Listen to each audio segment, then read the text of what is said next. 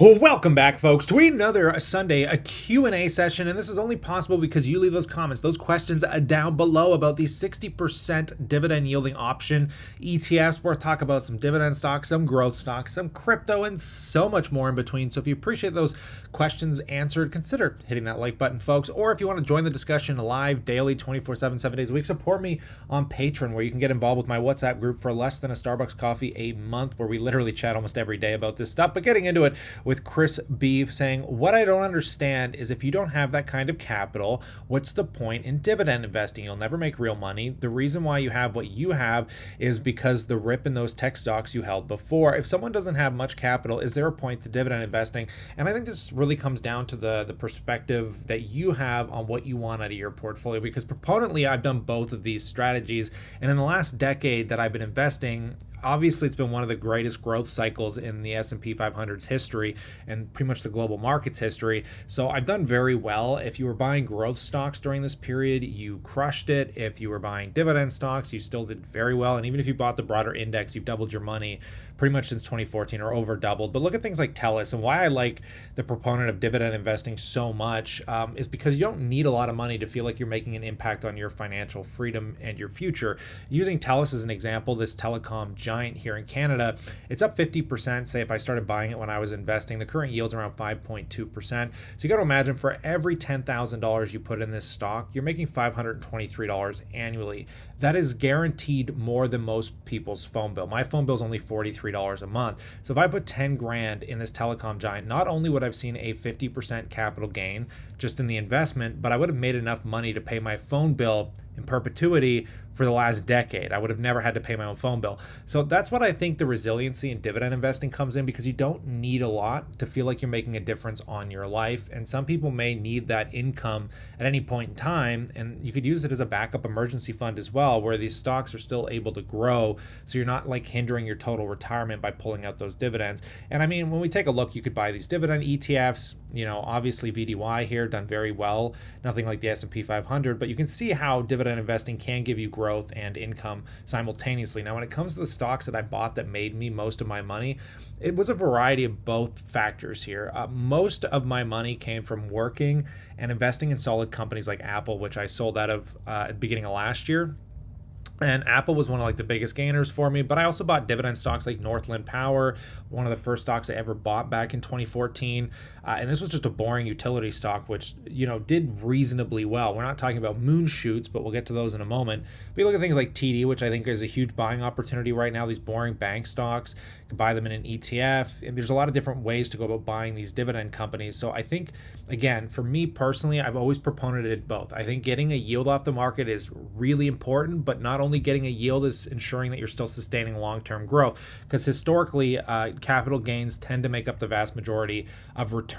So just focusing on yield could hinder that long-term performance, right? But take a look at some of these huge stocks that I bought. Now, this was purely by my skill. Not everyone's going to have skill, considering I watch the markets every day. It's basically my job, that I was able to capture over the last several years some really insane unicorns. And these things don't come along very often. And unlike the Dogecoin millionaire who thought diamond handing was the appropriate fashion for the fortune he made, I did the exact opposite. I basically sell everything when I get these crazy moon shoots. This was one of the first stocks I ever bought back in 2014, 2015, and I made really good money on Canopy, and I got out.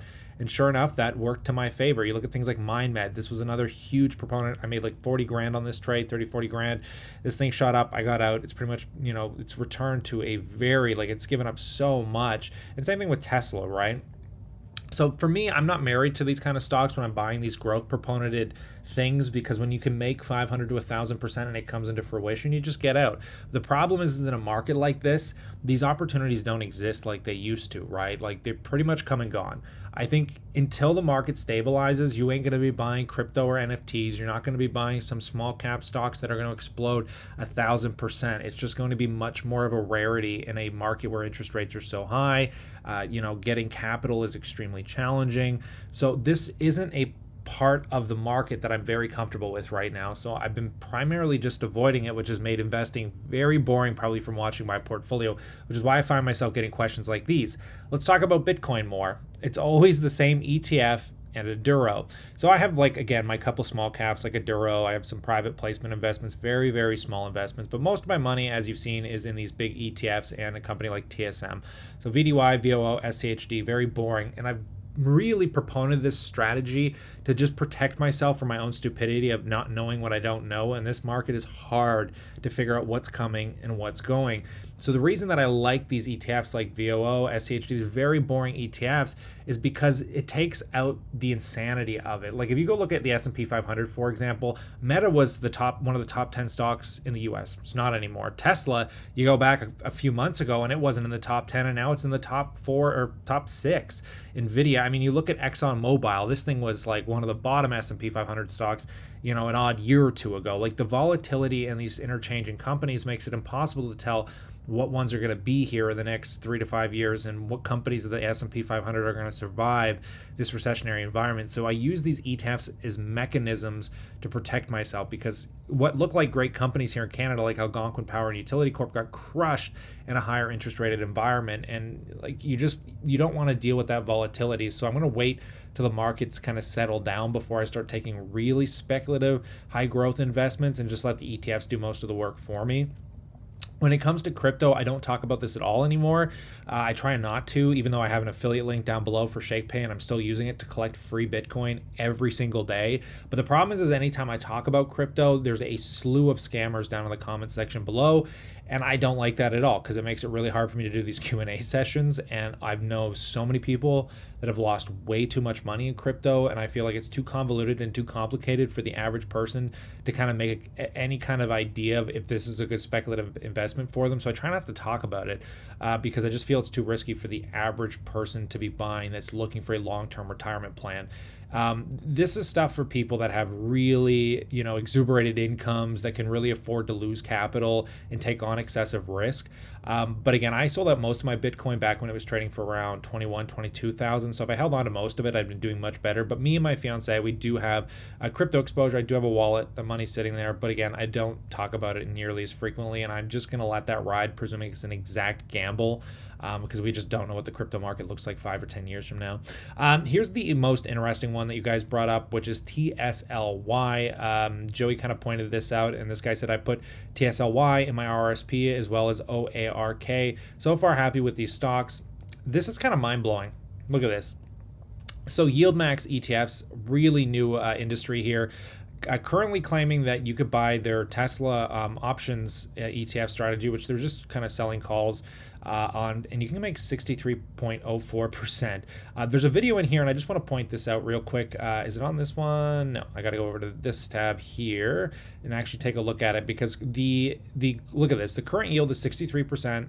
Distribution is monthly. There's a 1% expense ratio on it, and there's a little video right here. Just take a listen to this real quick. We like to say outsized dividend yields, right? The name itself, YieldMax, leads us to believe that, and it's really the primary focus is to generate income through option selling. The target for these kinds of funds really can range, but it's all depending on really the underlying volatility of the ticker itself, in this case, TSLY, Tesla. And so when you could generate income by selling calls, you could look at ranges of, it's not out of the question to generate yields in the range of, say, 40, 50, 60% per year just from harvesting volatility by selling short-term calls. So on that note, then, how do you see TSLY being deployed by investors and financial advisors inside their overall diversified portfolio? Yeah, this is a great tool for that advisor or individual who likes to build a basket of ETFs.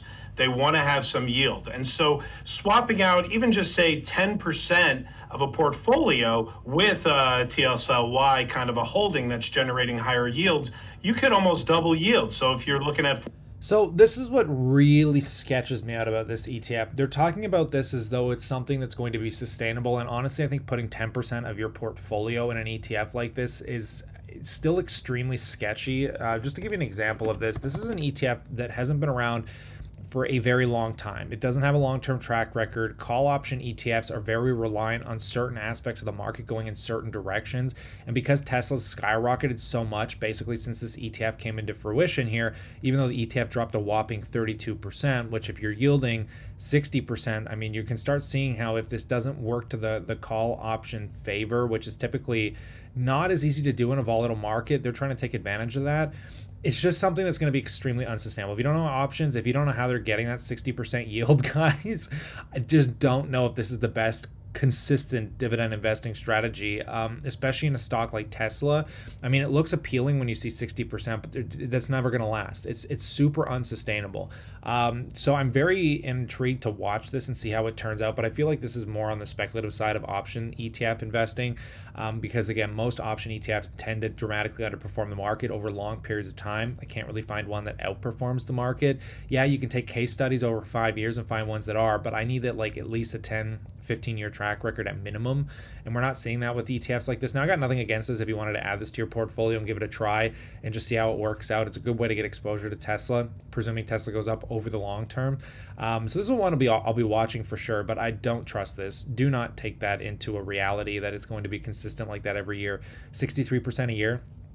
I mean, presuming the stock stays flat, that means you would literally be outperforming Tesla's expected growth moving forward, which just doesn't make any sense, right? And then finally, what about a VFE ETF? Is it a good hold in a portfolio? Yes, a VFE is a good hold in a portfolio. VFE tracks the S&P 500 index. However, you could go with VDY, and unlike VFE, VDY pays a monthly dividend. It is much cheaper. Same with VDY, EXI. So personally, I think most people proponently that have a 30 plus year time horizon in the market, or even 20 years, should probably just be buying the S&P 500 if they're not looking to collect dividend income.